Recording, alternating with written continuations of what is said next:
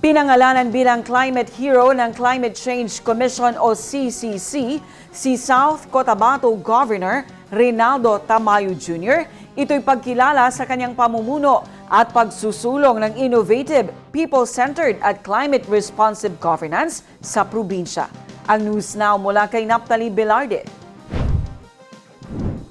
Kinilala bilang Climate Hero ng Climate Change Commission o CCC, si South Cotabato Governor Reynaldo Tamayo Jr. Ito ay pagkilala ng komisyon sa kanyang liderato sa pagsusulong ng innovative, people-centered at climate-responsive governance. Formal na inimbitahan ng CCC ang gobernador sa Climate Convergence, Innovation, Leadership and Advocacy Forum sa University of Makati sa Taguig City, kung saan binigyan ito ng parangal kasama ang iba pang lider at advocates sa buong bansa. Tinukoy ng CCC ang pangunguna ng probinsya sa ilalim ng liderato ni Governor Tamayo Jr. sa Cashless Hospitals Policy na isa nilang matagumpay na programang pangkalusugan.